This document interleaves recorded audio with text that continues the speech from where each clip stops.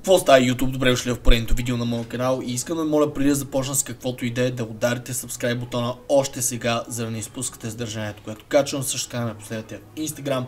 Линкът към Instagram профилът ми се намира долу в описанието и също така харесате моята Facebook страница, защото там ще можете да получавате апдейти за последните статии, които качваме на вебсайта ни.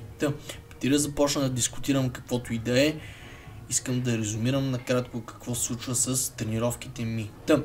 Направих си нова програма с 4 тренировъчни сесии седмично, но всъщност няма да мога да я продължа тази програма, защото имайки преди всичките неща, с които се занимавам, а именно лайф коучинг на хора, онлайн коучинг на хора и също така все още посещаване на работа от 9 до 6 и също така времето, което отделям на курса от Starting Strength и същевременно асайментите, които имам, които са свързани с курса, четенето с курса и така нататък, и същевременно тренировките, така ли по-скоро времето, което трябва да отделя за себе си, имам предвид за тренировки и усилието, което трябва да отделя за тренировки. Просто в момента абсолютно нямам възможност да тренирам повече от 3 пъти седмично. И просто ще се върна към старата програма, периодизираната 5-5, защото честно казано съм изключително доволен от тази програма. Вече мисля, че изкарах цикъл и половина от нея и покачих доста сила и с тази сила дойде и доста мускулна маса. В момента, честно казано, никога не съм бил по-голям и също никога не съм бил толкова изчистен на тези килограми. Всъщност на тези килограми никога не съм бил с тази телесна композиция, с която съм в момента. И също време ударих някои PRs, всъщност не някои PRs, ами PRs на абсолютно всички движения, които тренирам в момента. Не мога да бъда по-доволен за 3 тренировки седмично. Покачвам сила, покачвам мускулна маса и цялостно нещата се случват без излишни тренировъчни сесии. Тренировката за днес представлява следното. Клек 5 по 5, рампинг сетс, лежанка 5 по 5 с еднакви тежести. Клекът всъщност топ серията беше петица на 152,5. На лежанката сериите бяха с 95 кг, като това беше началото на тренировъчния цикъл, който аз си направих и тежестите са доста лекички.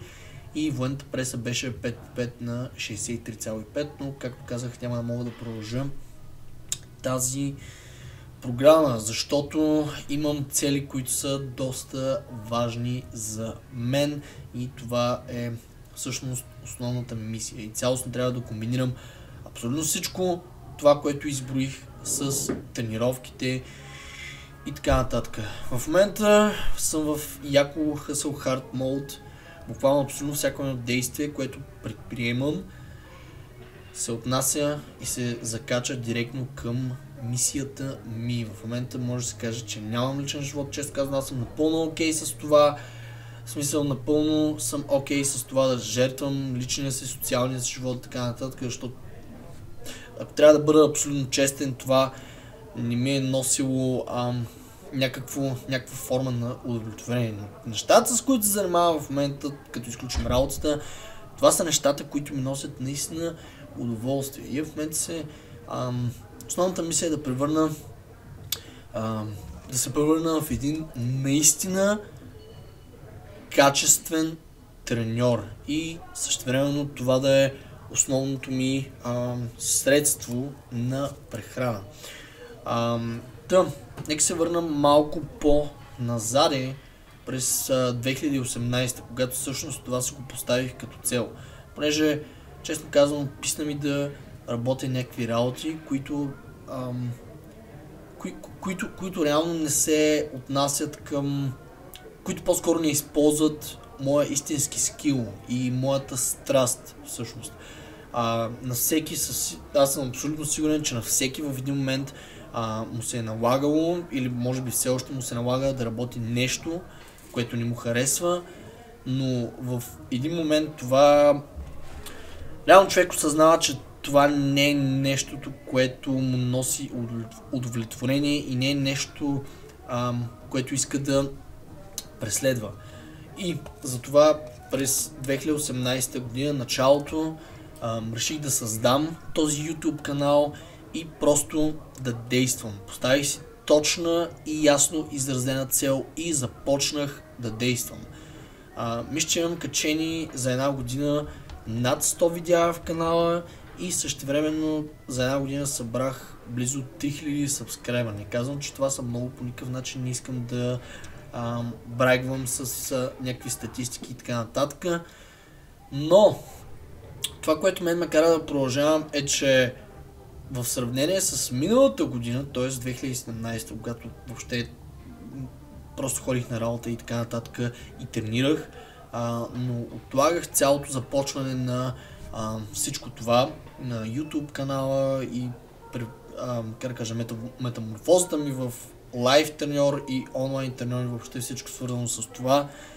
Реално това нещо го отлагах и всъщност 2017 и 2016, може би тези от вас, които ме следят от преди, може би знаят, че аз имах канал на английски. Обаче тогава нямах точна, ясна и изразена цел, нямах дефинирана мисия в живота си и не бях особено сериозен, следователно с качването на видеята. Като цяло в моята глава беше: ами аз ще качвам малко видеа и ако стане нещо, стане, ако не е, смисъл, все още имам си работа, тая работа ми носи прилични доходи и цялостно бях, майндсетът ми беше следният: ако стане, няма му давам много зор и същевременно какво става? В смисъл, това, което получих от този YouTube канал беше точно това. Имам при стария YouTube канал, беше точно това, което влагах в него. И това също е един от законите на Вселената, че всяка реакция си има напълно равна противореакция. Тоест, completely opposite reaction. И в този момент си казах, през 2018 в началото си казах: окей, какво трябва да направя, за да to make this thing going, за да мога да бутна колелото. Просто трябва яко всеки ден, или ако не всеки ден, в смисъл, трябва да имам много добре начертан план и съответно да го следвам, за да мога да получа реакцията, която имам. Също се отнася и за абсолютно всяко едно друго нещо, с което човек иска да се захване. Ако искате да влезете във форма, първо вие трябва да дефинирате какво точно искате да направите. Дали искате да покачите сила, дали искате да покачите мускулна маса, дали искате да рекомпозирате, дали просто искате да се вкарате в залата. В смисъл, ако това е целта, няма да се изисква от вас особено усилен, но да речем, ако искате да покачите сила и мускулна маса, какво трябва да направите? Не можете да ходите в залата просто е така. Вие трябва или да седнете сами и да заучите някои основни принципи, как да изпълнявате упражненията правилно, или да платите на някого, който ще ви предостави всичката тази информация смляна и наготово и ще ви даде абсолютно всичко, което ви трябва наготово. Той ще ви спести време. И оттам нататък вече просто ще трябва да действате, защото знанието е изключително важно, но знанието без действие, то се остава само знание и въобще не е полезно. Надявам се, съм ви бил полезен с това видео, надявам се, че съм успял да ви замисля по някакъв начин, защото има някои хора, които просто ме следят, има някои хора, които, да речем, ме следят от известно време и чак тогава решават да се допитат до мене.